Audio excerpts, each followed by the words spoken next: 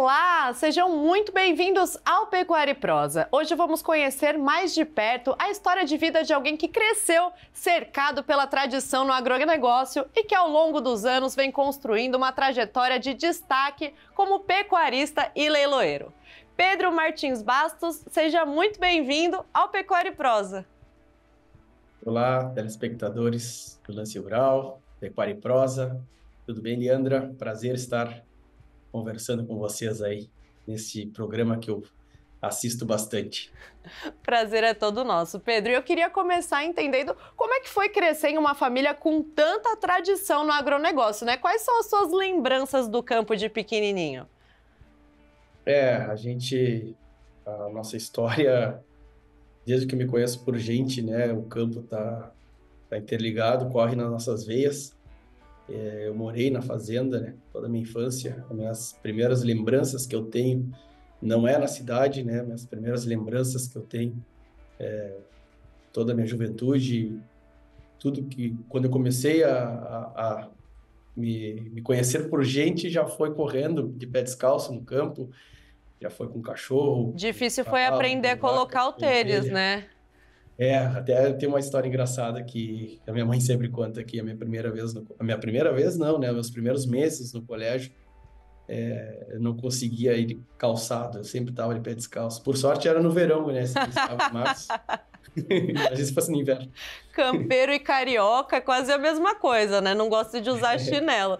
E Pedro, em que momento da sua vida você percebeu que você queria seguir os passos da sua família? Porque que tava no sangue a gente já sabe, né? Tava até demais. Mas quando que você decidiu que você queria seguir esses passos? É difícil desvincular, né? Porque no momento que a gente cresce no meio, as nossas amizades, nosso círculo de amizades, é tudo relacionado ao campo, né? Então, meus primeiros amigos, até os meus 6, 7 anos, quando eu morava na fazenda, eram os filhos dos funcionários. Então, a gente brincava junto.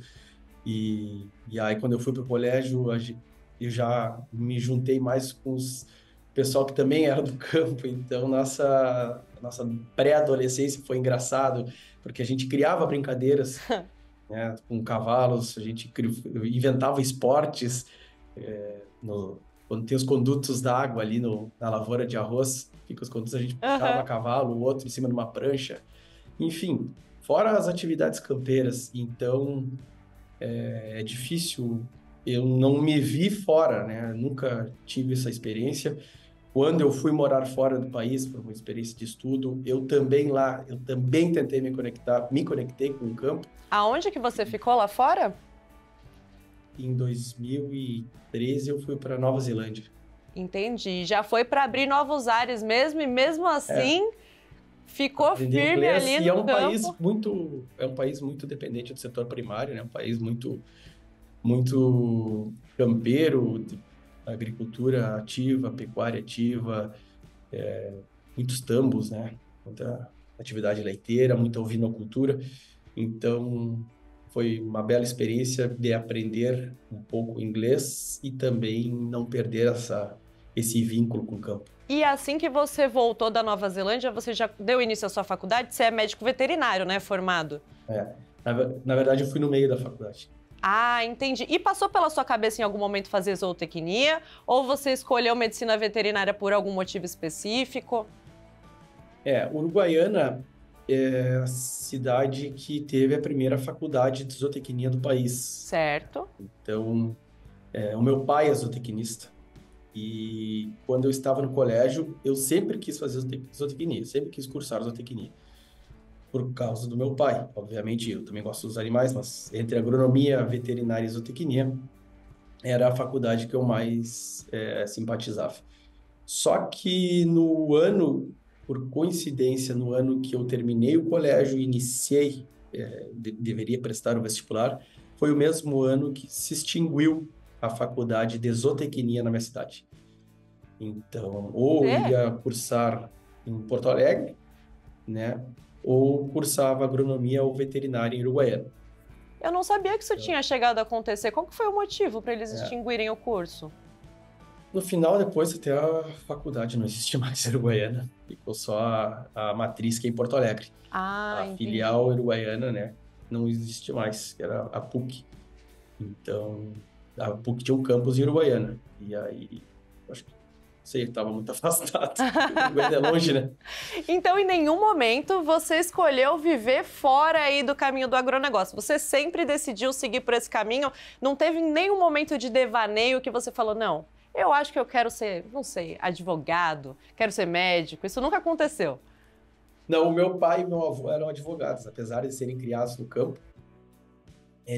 O meu avô era advogado, meu bisavô foi um dos primeiros médicos veterinários do estado, né? Pelo menos na metade oeste, era o primeiro médico veterinário formado pela URGS, na década de 40 ou 50, agora não lembro bem direitinho o ano. E o meu avô já foi, apesar de ter sido criado na Estância Nazaré, no campo, ele já resolveu ele cursou direito, né? Se formou advogado, era advogado criminalista em Porto Alegre. E o meu pai se formou em direito em Porto Alegre, na URGS, e acho que por uma pressão grande do meu avô. E naquela época eu acho que era normal, né? Não, com certeza. Até me surpreende que talvez você não tenha tentado seguir essa carreira também, né? Porque acontece, Não, né? A meu pai gente se sempre me deixou espelha. bem liberto. Mas meu pai sempre me deixou bem à vontade. Então, meu pai, tanto é que meu pai se formou em Direito aqui em Porto Alegre. Eu estou falando de Porto Alegre nesse exato momento. E depois foi para Uruguaiana cursar zootecnia. Então, meu pai tem duas faculdades. Ele é advogado e zootecnista. Daí, eu já fiquei só pelo campo, não me aventurei no direito. E nesse meio tempo, você não se tornou só leiloeiro do dia para a noite, né? Você foi pisteiro, auxiliou no leilão e depois você se tornou leiloeiro, né? Como é que foi um pouquinho dessa trajetória? O início foi engraçado. Eu desde o início, desde muito jovem, eu sou conhecido, quem me conhece, sim, meus amigos sabem bem, que eu sou muito agitado, não consigo ficar muito tempo quieto. Certo. E então, no ano de 2006, eu estava no colégio ainda, eu estava num aniversário de 15 anos de uma contemporânea minha, no colégio, e foi lá no Sindicato Rural de Uruguaiana, no qual também estava presente nesse aniversário o titular da Telechea e Bastos, né? O Pedrão Telechea. Pedro Cirro Ribeiro Telechea, conhecido como Pedrão Telechea. E foi lá, eu tinha 16 anos, 15 para 16 anos, e ia ter a Feira do Terneiro um outro dia, lá no Sindicato Rural, né? O aniversário era lá, de noite, e no outro dia ia ter a Feira do Terneiro, Feira de Bezerros. Então já estava o gado, estava todo lá do parque, e se escutava muita berraceira.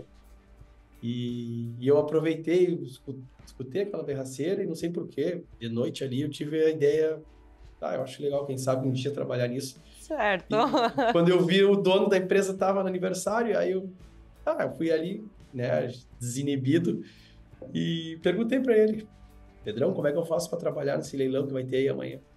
Olha só, se você não fosse leiloeiro, você podia ser o vendedor, né? Porque já nasceu para isso. Foi lá, com lábia, fez o seu negócio e ainda conseguiu. Pro dia seguinte, deu certo isso? No dia seguinte, você estava no leilão? Claro, o Pedrão já me conhecia, né? Ele é pai de um colega meu do colégio e além de ser primo do meu pai também, então ele já me conhecia, sabia quem eu era e eu acho que ele deve ter gostado, né? O guri com 16 anos ali. Na frente, pensando já em trabalhar, né? Eu acho que ele me deu todo apoio. Ele disse, não, te espero amanhã às 14 horas. E deu tudo certo. Deu tudo certo. Outro dia eu fui e aí eu fiquei lá na campeira, lá atrás, lá embretando, abrindo portão, lá, colocando o gado para dentro dos piquetes. E foi ali meu primeiro dia de trabalho na Telechea e Bastos Leilões. Foi em abril de 2006. E aí, depois disso, lá para 2012, você finalmente botou o martelo para jogo, foi isso? Foram 6 anos que eu fiquei trabalhando apenas de pisteiro, né? Aliás, eu trabalhava começo ali atrás da campeira. E aí até o momento que um dia em um leilão faltou um pisteiro, não chegou a tempo, contratempo, e eu fui para a pista ali, né? Para pegar lance do público e passar para o leiloeiro. E é ali que eu comecei meu vínculo comercial mesmo, né? Ali foi meu primeiro trabalho comercial. E como a Telechea e Bastos fazia muito poucos remates, né, fazia 2 ou 3 no ano, né? Aí o leiloeiro, que era convocado pela Teixeira e Bastos, tinha já uma outra empresa leiloeira, e ele me convidou para trabalhar junto nos leilões da empresa dele, né? Que fazia mais cavalo crioulo. E aí foi que eu saí com ele na estrada, assim, paralela à faculdade, né? Porque eu tava cursando faculdade. Então, quando dava final de semana, quase todos os finais de semana, eu ia trabalhar nos leilões no interior do Rio Grande do Sul, Santa Catarina, Paraná, que a gente fazia bastante remate de cavalo, e eu era pisteiro nessa ocasião. E assim foi até 2012. 2012, aí já entra uma outra Entra aí o fase seu padrinho de martelo também, né? O Carlos Alberto Martins Bastos, que a gente gostaria de falar.